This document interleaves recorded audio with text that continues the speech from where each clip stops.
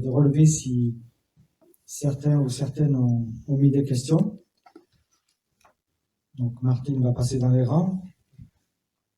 Bien sûr, nous avons toutes cette question qu'on aimerait poser à Dieu, qui fait partie des interrogations que nous avons les uns les autres.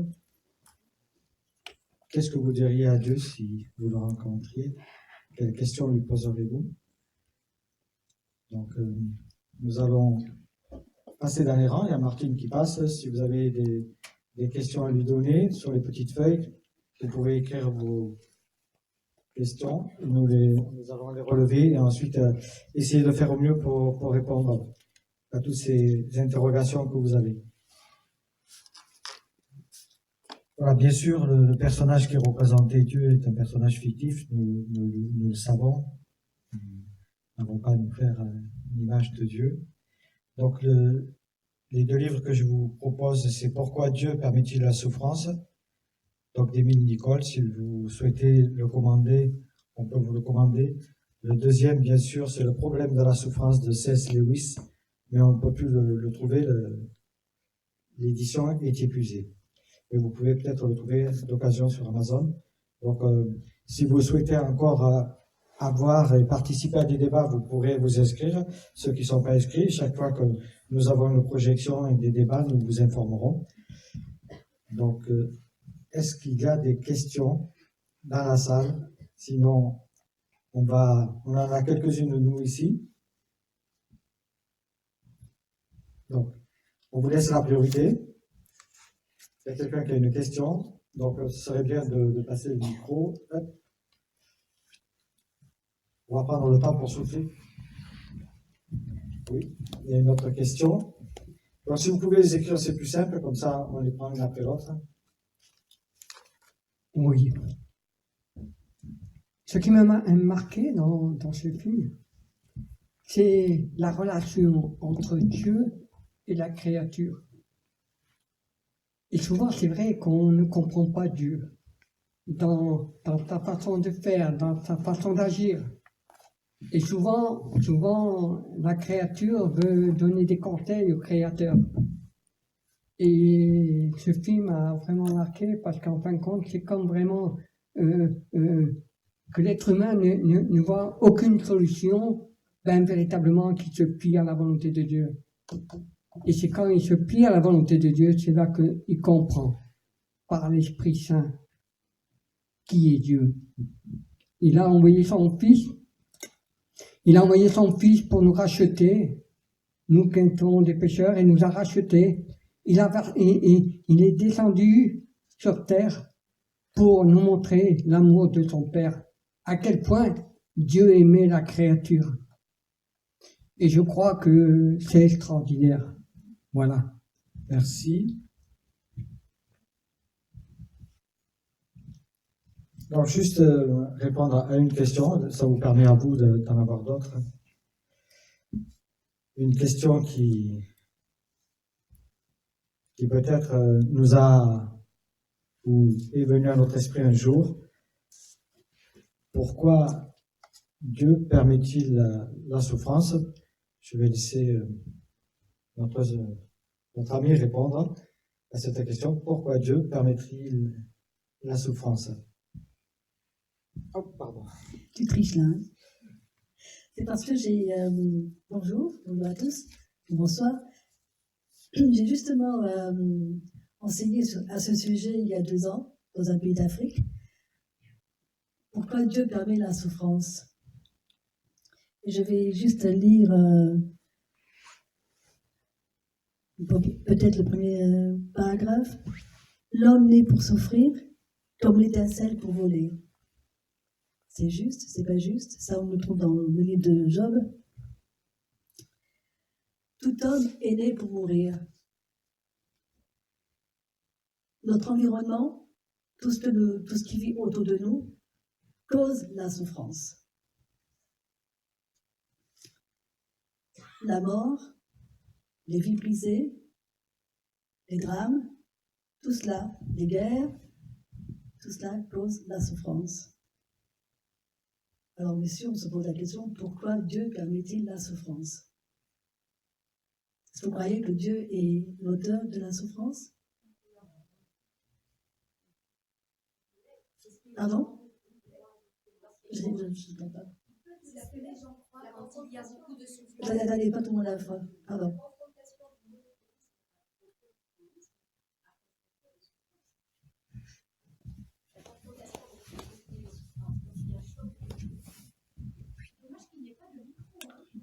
Oui, on va vous passer le micro. Normalement, on répond aux questions écrites, mais on va vous passer le micro. Tous les hommes ne sont pas frappés par la même souffrance. Il y a plusieurs sortes de souffrances. Celles qui se voient et celles qui ne se voient pas. Celles au pluriel qui se voient, celles que nous voyons tous les jours dans les médias, celles qui ne se voient pas, il y a sûrement des personnes parmi nous qui vivent une souffrance. Mais je pense que si Dieu permet la souffrance, quelle qu'elle soit, bon là je m'adresse à chacune ici. Personnellement, c'est peut-être pour me faire grandir. Spirituellement, personnellement, physiquement, peut-être pas, mais psychologiquement, c'est pour te faire grandir, te faire poser des questions. Dieu n'est pas le grand-père qui nous frappe à chaque fois que nous avons fait une gaffe. Il y a une raison pour cette souffrance. J'ai dit, l'homme est né pour souffrir, mais Dieu nous accompagne dans cette souffrance. Nous ne sommes pas seuls. Si nous croyons en lui. Laurent veut répondre aussi. Mais le repère qui a changé personnellement ma vie, c'est la Bible. La première chose que je remarque, c'est que le chemin où l'homme a voulu s'affranchir de tout cadre, de toute limite, où il a voulu une liberté sans limite, l'a mené dans la souffrance. Lui et les conséquences, lui, les enfants, etc. Ça, c'est un premier fait. La deuxième chose que je remarque dans la Bible, c'est que Dieu a envoyé Jésus, son Fils unique, qui ne s'est pas soustrait à la souffrance. Lui-même s'est soumis à la souffrance. Et la vie de Jésus est une vie de souffrance. Mais il nous est donné un détail. C'est que dans cette souffrance, il n'a pas choisi le chemin de la révolte, le chemin du pourquoi, le chemin de la destruction, le chemin du suicide, le chemin de la violence. Mais il a choisi un chemin. C'est celle d'accepter d'obéir à son Père. Ça produit un salut. Et la troisième chose que je remarque, c'est que Dieu ne donne pas de réponse à la souffrance, mais il nous promet une chose. Le malheur atteint souvent le juste. L'injuste, on va dire, c'est normal. Chacun de nous, c'est profondément ancré que l'injuste souffre. Ça, c'est bien, c'est une justice divine. Non, la Bible dit que le malheur atteint souvent le juste, mais l'Éternel l'en délivre. Parfois même, c'est par le soutien et la force et la paix surnaturelle qu'il peut mettre dans le cœur. Donc, qui peut juger la souffrance? Qui peut donner une réponse? Qui peut l'expliquer? C'est un sujet qui nous dépasse. Mais c'est vrai, comme cela a été dit, la souffrance me pousse dans mes retranchements. Elle me pousse à réfléchir. Elle me pousse à chercher ce que le bonheur, la suffisance, la réussite ne fera pas. Parce que quand tout va bien, on laisse couler. La souffrance, elle, me dérange. Voilà. Donc finalement, je laisse la place. Oui, sur la souffrance, je dirais qu'il y a des souffrances que parfois elles viennent de l'homme. On peut parler des famines, des guerres, etc. Il y a des souffrances qui sont inexplicables. Dans l'écriture, il y a des souffrances qu'on ne peut pas expliquer, on n'a aucune réponse. On prend peut-être l'histoire de Job, où il y a quand même une explication, mais quand Job, un peu comme le personnage du film, pose des questions, il va lui poser à peu près 60 questions à Job. Job, va poser 60 questions à Dieu, et Dieu ne va pas répondre. Il va lui poser 60 questions vis-à-vis de la création, de tout ce qui se passe autour. Et c'est là où c'est extraordinaire. Job va dire, mes oreilles avaient entendu parler de Dieu, mais maintenant mes yeux l'ont vu. Donc parfois, il y a des interrogations au cœur de l'homme, mais on ne peut pas répondre à toutes les questions. Jésus a même répondu quand on parlait de cet homme qui était malade. Qu'a-t-il fait ou qu'est-ce qu'on fait ses pères ou ses mères, son père ou sa mère? Et puis il a pris l'image de la tour de Siloé. Elle est tombée sur des hommes qui n'avaient rien fait. Donc on voit que dans la Bible, en tout cas, Dieu ne répond pas exactement, mais il nous donne certaines pistes sur ce qui se passe, sur ce qui nous entoure. Et les rabbins disent que notre histoire, vous savez, au commencement, dans l'hébreu, c'est la première lettre, c'est B, c'est Barachi. Barachi, c'est un U ouvert vers l'extérieur. Les rabbins disent, notre histoire, elle commence à B. L'histoire qui commence à A, c'est celle de Dieu. Elle est opaque pour nous. Mais notre histoire est importante.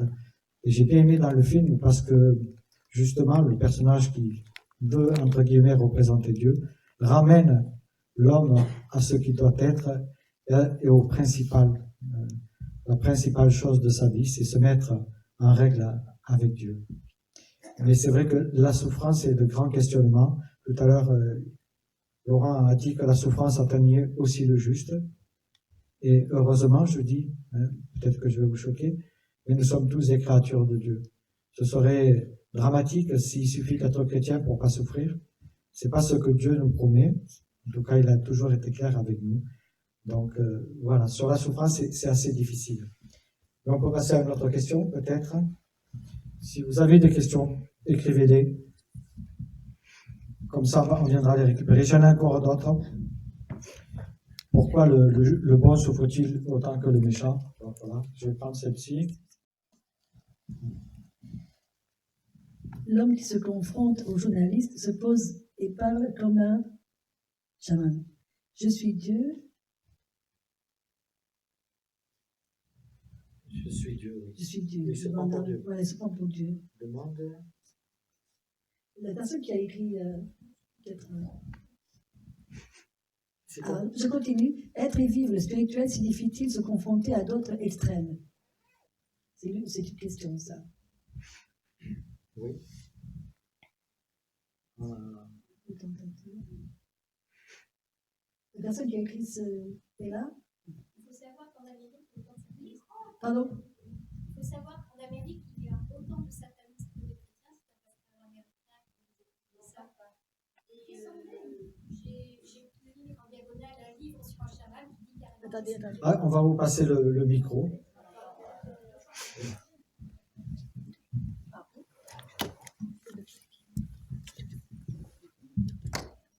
Oui, je voulais dire qu'un pasteur américain nous expliquait qu'en Amérique, il y a autant de satanistes que de chrétiens.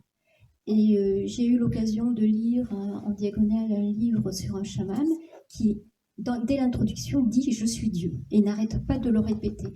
Donc là, on est déjà dans un contexte culturel qui rappelle ce que dit Osée « Mon peuple se meurt de connaissance ». Donc là, il faut resituer d'emblée ce film dans un contexte où l'ange de lumière se confronte avec la tentation. Est-ce que vous voulez que je prenne un arbre? Il lui fait mal à la main, il lui parle très vite de sa propre mort, il parle de salut, il parle très vite de sa propre mort, etc. Il se profile dans une certaine duplicité en se montrant comme l'ange de lumière. La question est, lorsque l'on est dans le spirituel et on se confronte à l'épreuve, mais je parle vraiment ancré dans le spirituel, est-ce que ça ouvre précisément une porte à cet ange de lumière? Bon, c'est une question qui peut sembler philosophique, mais la question revient à dire, selon notre position spirituelle ou athée, est-ce que l'épreuve est différente? Dans le film, déjà, le film, c'est on dirait une parabole, une fiction. Donc, on ne peut pas prendre le film comme une vérité absolue, etc.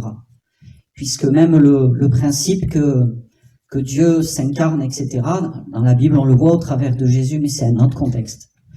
Par contre, il y a un principe qu'on retrouve aussi dans ce que vous partagez, c'est que ce journaliste va poser un tas de questions sur beaucoup de sujets du monde, mais celui qui se présente comme Dieu veut le toucher à lui. Et finalement, le but de tout ça, c'est pas d'expliquer le monde, parce qu'on n'arrivera jamais à le comprendre, mais c'est que chacun individuellement trouve le chemin, la voie qui mène à la vie et à la vie éternelle. Voilà. Et c'est un chemin, évidemment, quand il y a un chemin de vérité, c'est dans tout, dans tout ce qu'on voit aujourd'hui dans le matériel, quand il y a un objet authentique, il y a une falsification. Donc c'est pas parce qu'on entend parler Dieu, ceci, etc., qu'il faut courir dans tous les sens comme des gens qui reçoivent et qui boivent. Il faut éprouver. Et je crois aussi que quand on a dans notre cœur le désir de trouver la vérité, eh bien, quand on entend une parole qui est vraie, si vraiment on cherche, on a en nous un écho qui nous amène à dire ce que tu entends là, c'est vrai. Dans l'absolu, eh bien, Dieu qui désire nous chercher et nous trouver, parce que c'est vrai, nous on peut dire j'ai trouvé Dieu, non, c'est lui qui s'est laissé trouver, qui nous a cherchés, nous accompagne sur un chemin. Et quand on trouve, il y a quelque chose dans notre cœur qui risque de nous dire ce que tu entends là, c'est vrai. C'est vrai. Il faut apprendre à faire le silence parfois. Il faut apprendre à chercher. Il faut apprendre à se mettre à l'écoute. Et il y a quelque chose de particulier. Après, il existe tellement de cas de figure, des chamans, dans la religion, des gens qui se prétendent, on en a eu en France aussi, qui se prétendent être le Messie, etc. Voilà. Le film, juste, lui, son objectif, c'est de soulever des questions. Voilà. Il se prétend pas être parole d'évangile. Est-ce que je peux poser une question à madame? Oui. Si j'ai bien compris. Vous avez parlé de la souffrance qui atteint l'homme à travers les guerres, etc. Ce qui se passe autour de lui et en fait autour de chaque homme. Parce que l'un peut faire du mal, peut causer du mal, enfin bon. Et d'après vous, c'est toujours, est-ce que c'est par rapport à quelque chose qui est autour de lui ou est-ce que c'est en lui comme cette notion de péché aussi? Comment vous le voyez? C'est quelque chose qui est autour de l'homme, la souffrance, et qui peut l'atteindre? La souffrance, elle peut être extérieure et intérieure. Oui, ça d'accord. Mais elle est due à ce qui se passe autour de lui. Autour de lui et en lui aussi. D'accord. Et pour revenir à la dernière discussion, là, est-ce qu'il serait possible de redire lorsque Dieu a dit à cet homme qu'il arrive à l'homme, je ne me rappelle pas bien, qu'il arrive à l'homme ce qu'il veut bien laisser le diable lui laisser faire. Si, il y a une mention sur le diable qui laisse à l'homme, on peut laisser le diable laisser faire.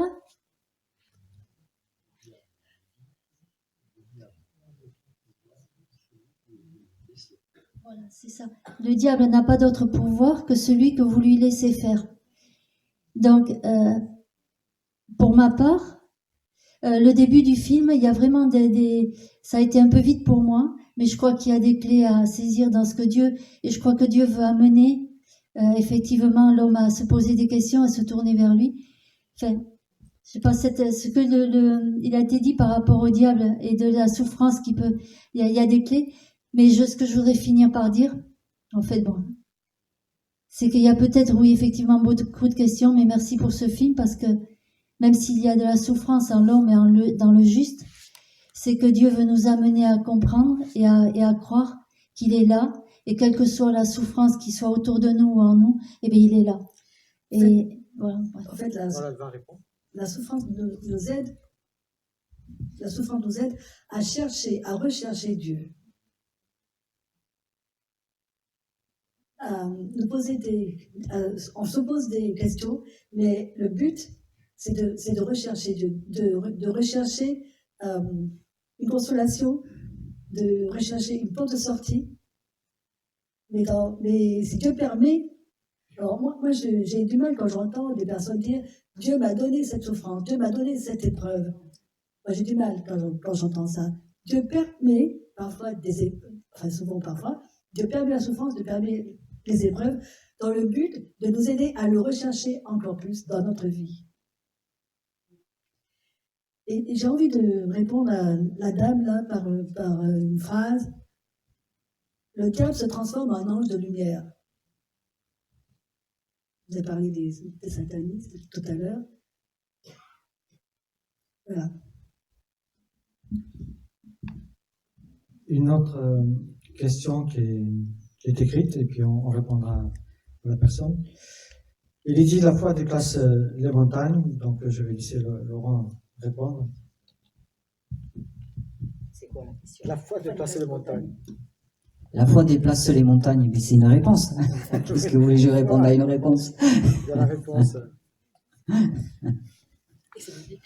La Bible nous dit, oui, que la foi déplace les montagnes. En fait, c'est pas la foi qui les déplace, c'est Dieu. C'est le Seigneur qui, dans sa fidélité, agit dans la vie, dans le cœur d'une personne. Mais parfois, les montagnes ne sont pas toujours celles qu'on pense. Et il y a des montagnes visibles et il y a des montagnes invisibles. Parfois, les montagnes, nous les voyons chez les autres, alors que les montagnes sont chez nous.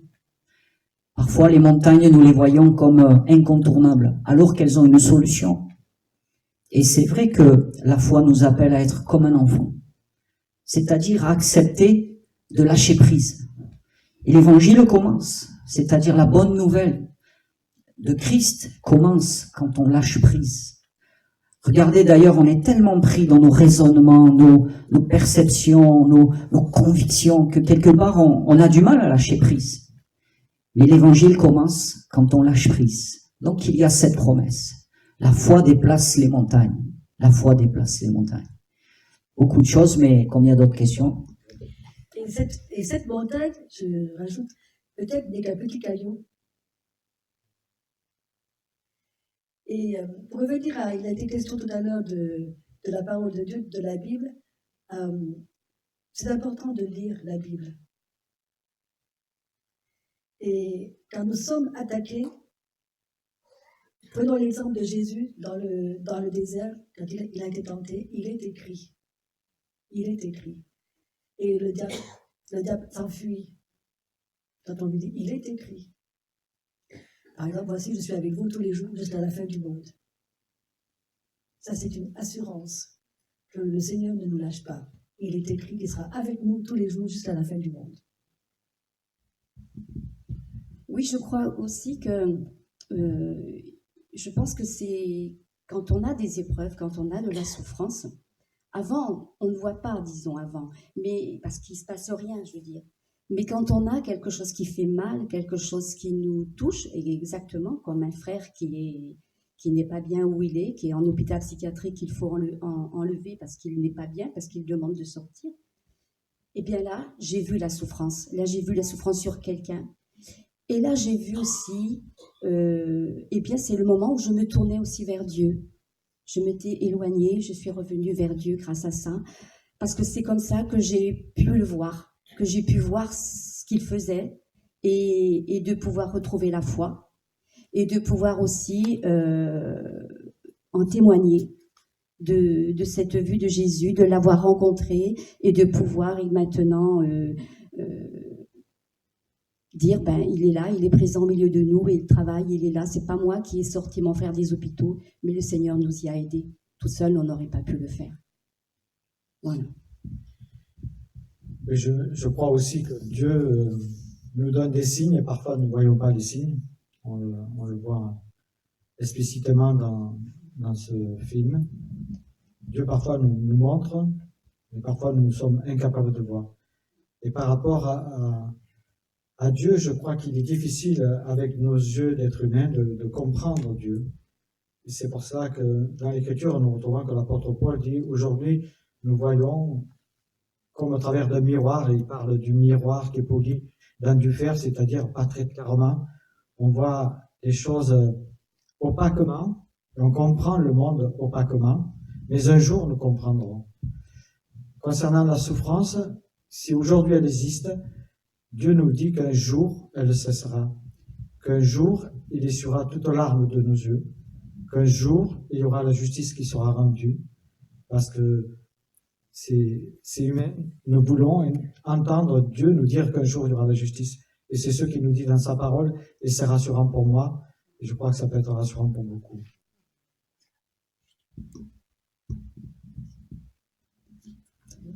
Ce que la dame a partagé, c'est un témoignage.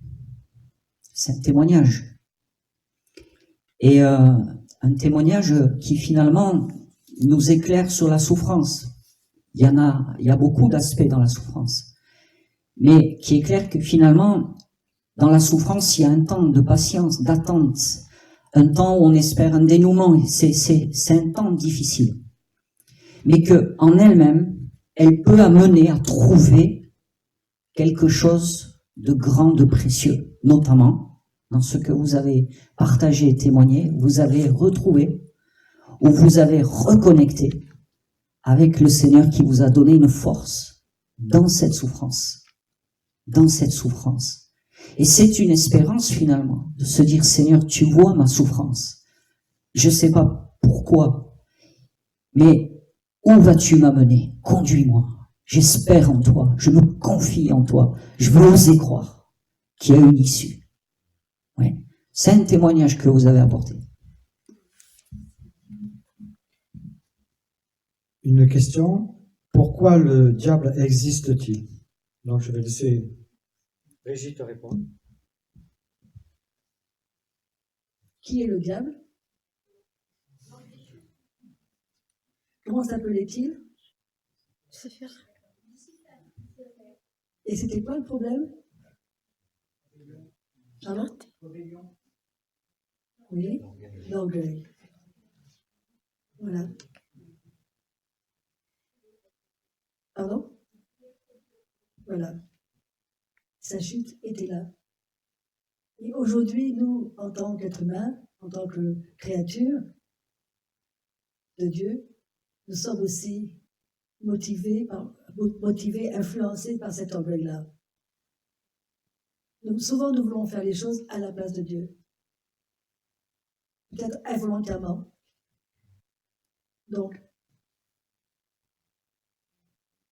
quand j'étais enfant, j'allais à l'école du jeudi et il y avait un chant que l'on chantait. Quand le diable vient te dire, sois méchant, il faut lui dire, non, non, non, vilain Satan, je marche en avant. Quand nous sommes justement tentés par cet orgueil-là, de faire les choses à la place de Dieu, ayons le courage, cette force de mettre Dieu en avant, lâcher prise, comme il a été dit, et de laisser Dieu agir au travers de nous. L'orgueil est l'une des bases de la souffrance, malheureusement. Alors,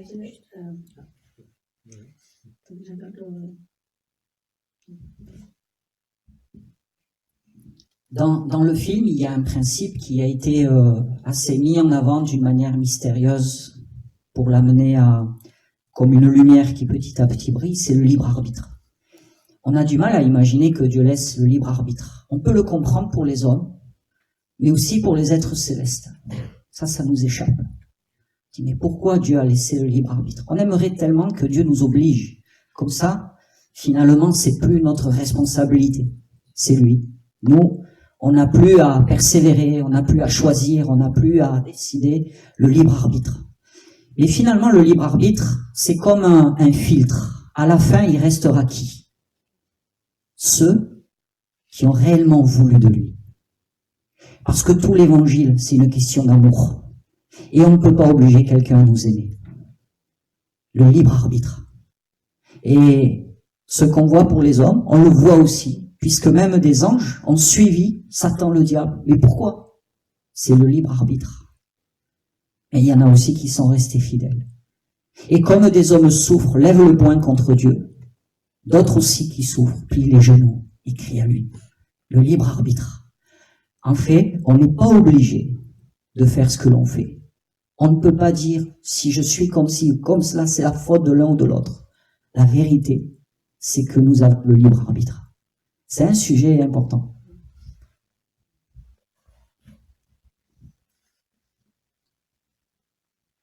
Une autre question qui est posée, la souffrance a-t-elle un sens, même si on a un peu répondu? Je vais laisser Brigitte répondre. Dans un monde, là j'ai écrit, dans un monde sans Dieu, l'homme vit et meurt sans espérance. L'homme qui n'a pas Dieu n'a pas d'espérance. On peut mettre aussi un autre mot, espoir. La souffrance n'a aucun sens sans Dieu. Et le mieux, en tant qu'être humain, le mieux que l'on puisse faire, c'est de la soulager. On peut soulager une souffrance. Par exemple, on va bien dans les soins palliatifs, médicalement, on essaye de soulager la souffrance, mais la mort arrive quand même. Donc, moi j'aime bien ce verset dans la Bible qui est écrit, où il est écrit, espérer contre toute espérance. Et dans la souffrance, il est important d'espérer. Toujours espérer, parce que Dieu est là. D'ailleurs, on l'a vu dans le film, Dieu est là, il voit tout, il sait tout, il entend tout. Dieu est là, dans notre vie, il est présent. Et il comprend notre souffrance. Continuons à espérer, contre toute espérance. C'est là que nous comprendrons que la souffrance a un sens.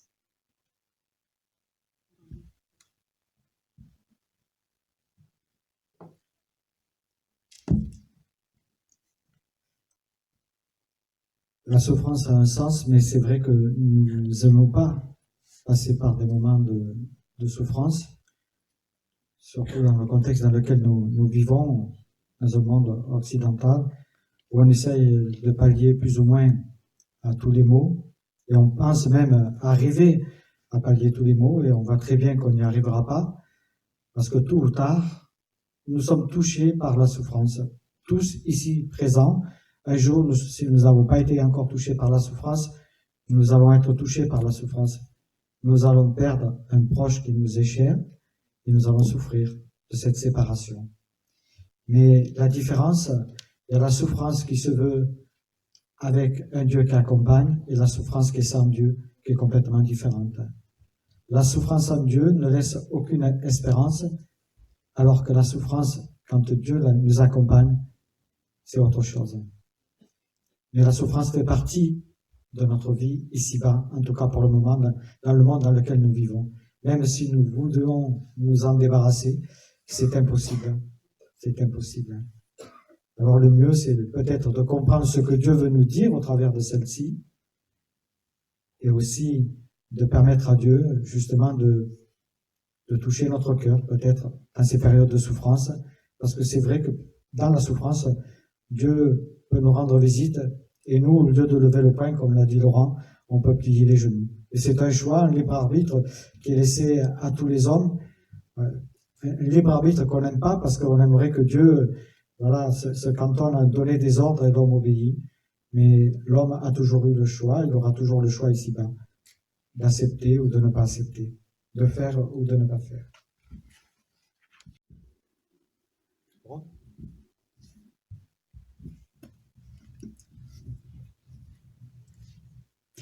Concernant la souffrance, la question précédente, il y a une chose qu'on n'a pas abordée, que dans le film il a été partagé, c'est que nous sommes aussi une réponse de Dieu.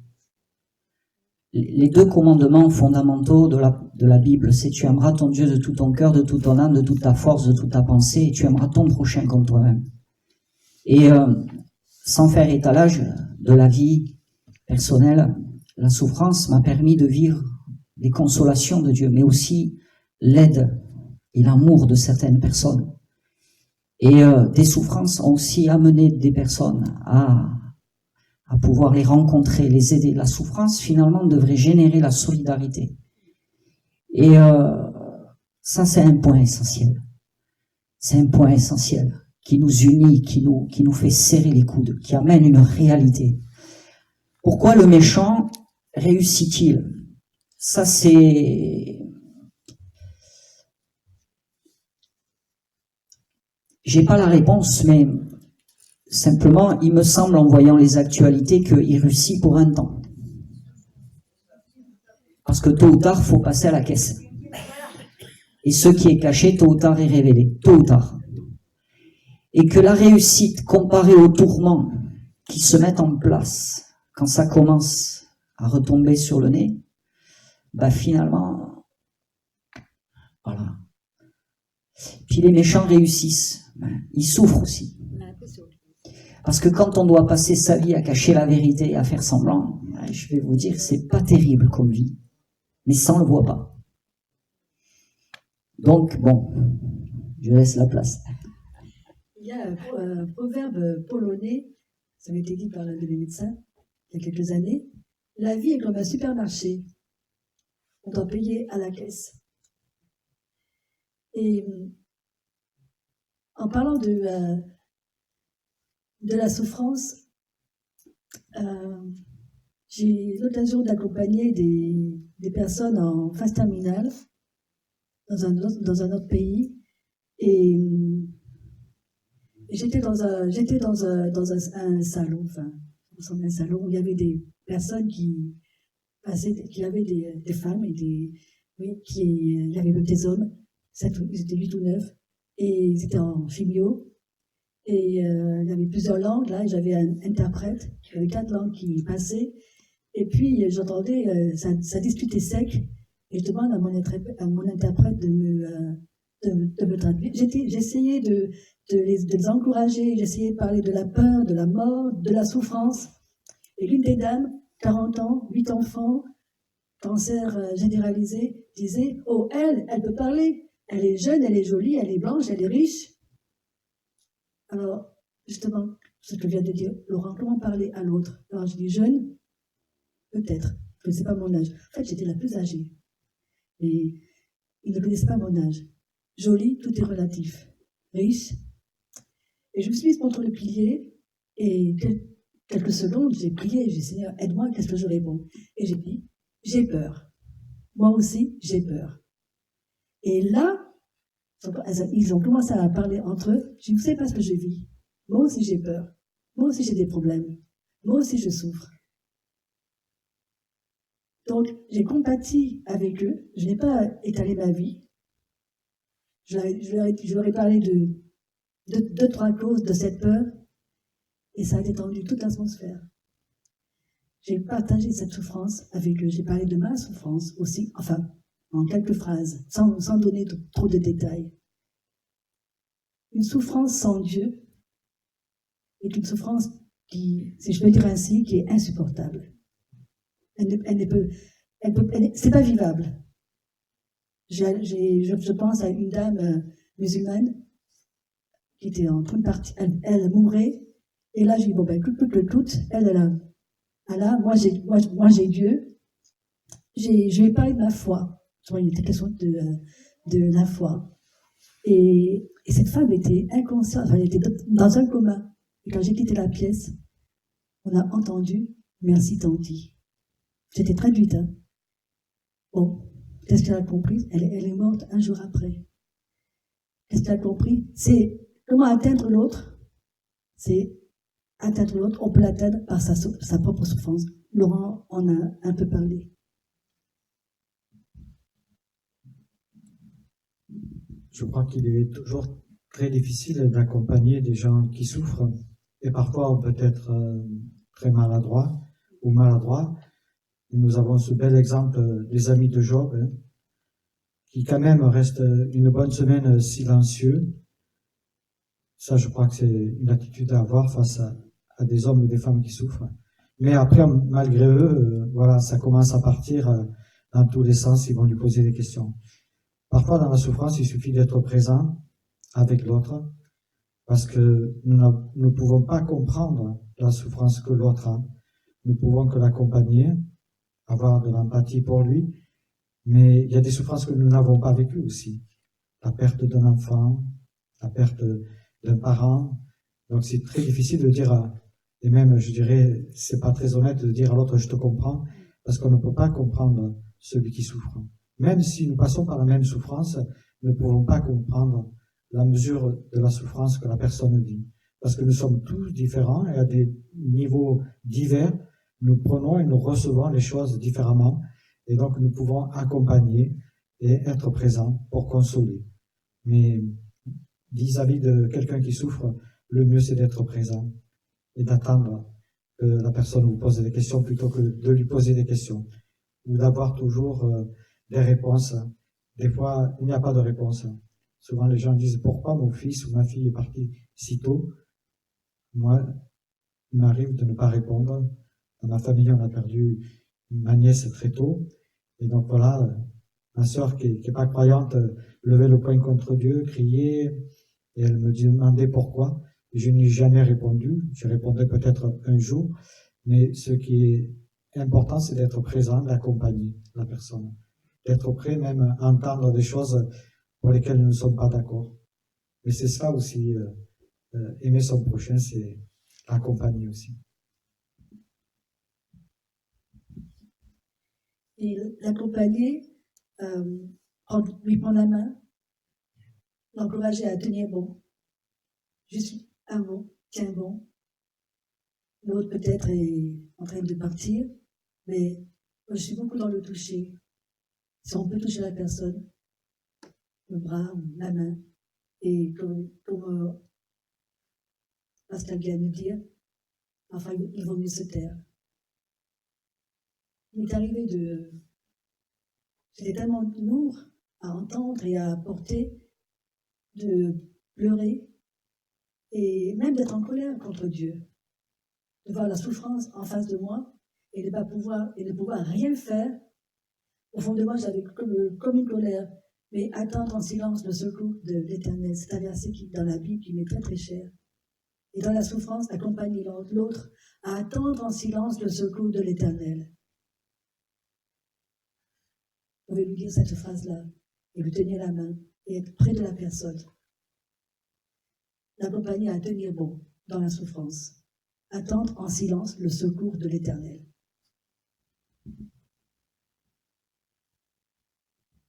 Donc, une dernière question, en tout cas, qui est ici écrite, c'est où est Dieu dans la souffrance? Je laisse répondre. On a abordé quand même un peu. Dieu dans la souffrance.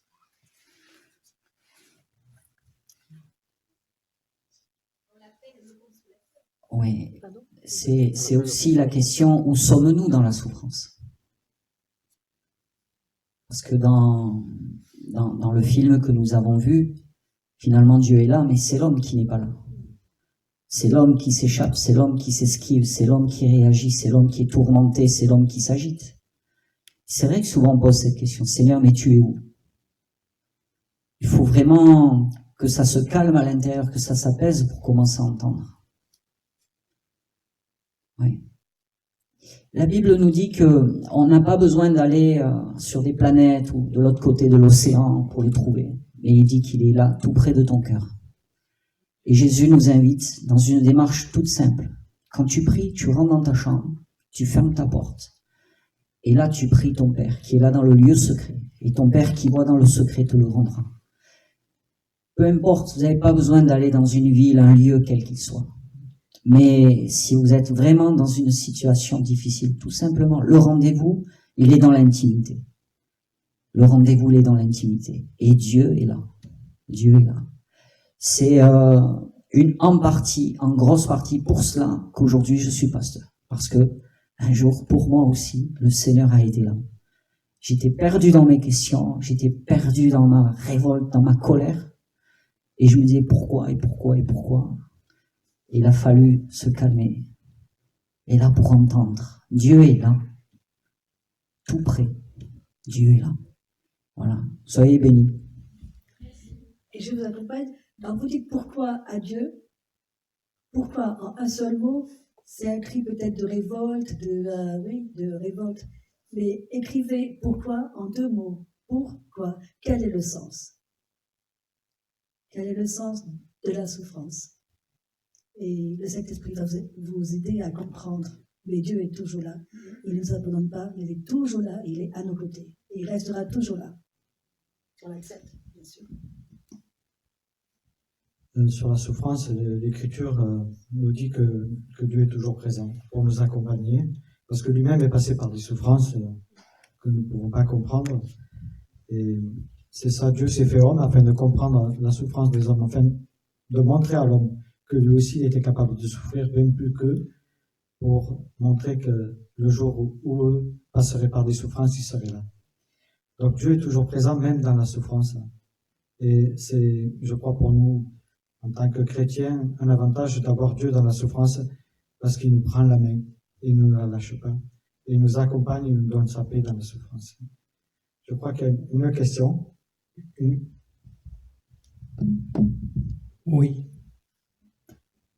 Justement, sur la souffrance, je voudrais parler de mon témoignage.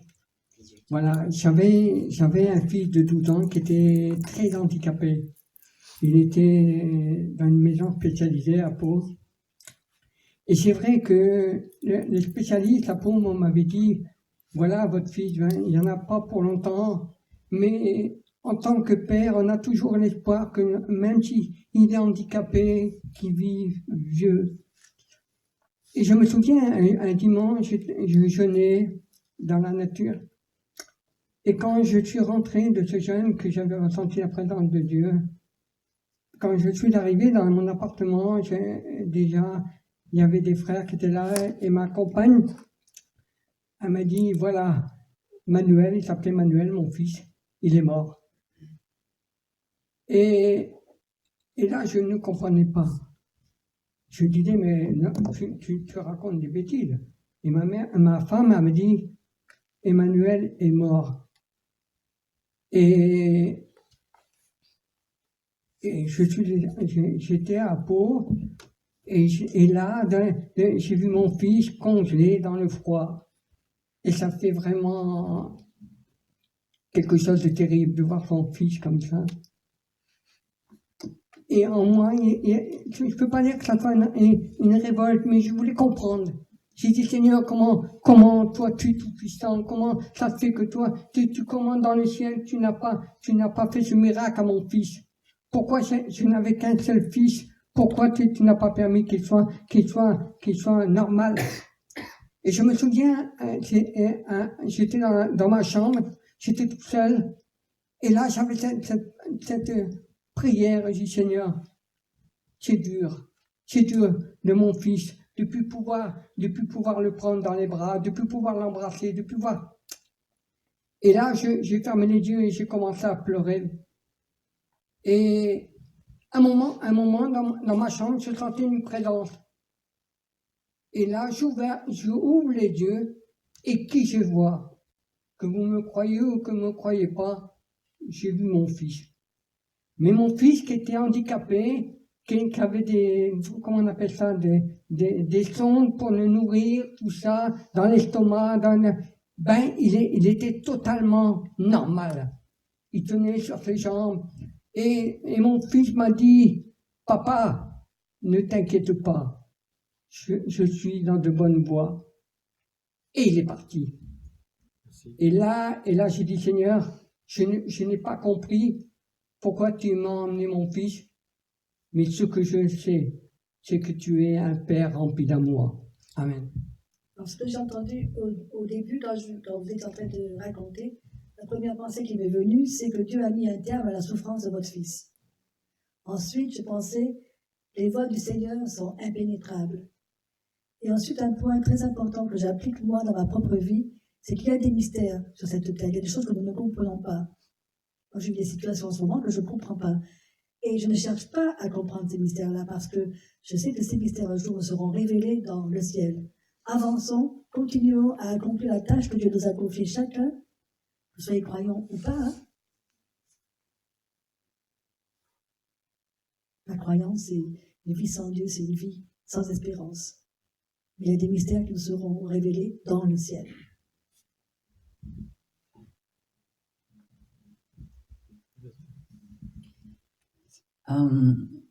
Le sujet de la souffrance est un vaste sujet, mais il nous rejoint dans notre témoignage, dans notre expérience personnelle. Une chose que j'ai pu observer dans la vie de personnes et dans ma vie personnelle, c'est que dans notre mentalité occidentale, la vie c'est un dû. La vie, c'est un droit. C'est un droit. Et dans notre forteresse de sécurité, dans notre grandeur de la science, de la médecine, etc., on exige. On va au médecin, il doit y avoir pas d'erreur. Mon gamin, il naît, il doit mourir à 120 ans. Et etc. Et on a, c'est une exagération, hein, c'est un langage imagé, mais on a des exigences. Mais la vie, c'est pas un droit. La vie ne nous appartient pas. La vie, c'est un cadeau. Et l'un des problèmes qui amplifie la souffrance, c'est celui de la refuser. Parfois, on dit, mais Seigneur, pourquoi c'est arrivé à moi? Sous-entendu, ça serait arrivé au voisin. J'aurais un peu pleuré, mais au voisin. Mais pourquoi moi? Mais pourquoi aussi pas moi? Pourquoi aussi pas moi? Quand on accepte le chemin qui se présente devant nous, eh bien, on a déjà surmonté un sacré obstacle. On a surmonté déjà un sacré obstacle. Et on peut guérir plus facilement et retrouver des forces plus facilement. C'est vrai qu'il y a des tas de choses qu'on ne peut pas expliquer, qui ne sont pas dans notre logique, qui nous dépassent. Ne serait-ce que de dire, quand on dit quelqu'un nous a quittés dans la Bible, c'est pas il nous a quittés, il est arrivé. Le croyant ne nous quitte pas. Il arrive là où il doit arriver dans sa destination, parce que le ciel, Jésus dit, je m'en vais vous préparer une place, afin que là où je suis, vous y soyez aussi. Donc, pour nous, c'est non, plus longtemps possible ici-bas. Mais dans la logique de Dieu, c'est notre logique. Pour nous, celui qui s'en va, il est malheureux, alors que c'est nous les malheureux. Mais il y a une réalité. Et souvent, c'est notre révolte, notre colère, nos pourquoi, nos questions qui tournent sans cesse dans notre tête, ça nous fait souffrir encore plus que la situation elle-même. Il y a un aspect où il faut accepter. Et Jésus, dans son modèle, dans son exemple, a accepté. A accepté. Et à partir de là, il est allé plus loin. Ce n'est pas facile, ce que je vous dis. Et croyez pas que, voilà, on a tous notre lot. Mais, il y a un avenir. Il y a un avenir, une espérance. Voilà, je crois que on a fait un petit tour. On pourrait en faire encore beaucoup. Donc, si vous avez d'autres questions, vous pouvez les poser en aparté, là, tout à l'heure. Maintenant, on vous souhaite à tous une bonne rentrée. Si vous voulez commander le livre sur la souffrance, on peut vous le commander. Donc, vous pouvez vous inscrire auprès de Nicole. Si vous voulez avoir des renseignements sur les autres manifestations aussi, vous pouvez vous inscrire. Bonne rentrée. Merci à toutes et à tous.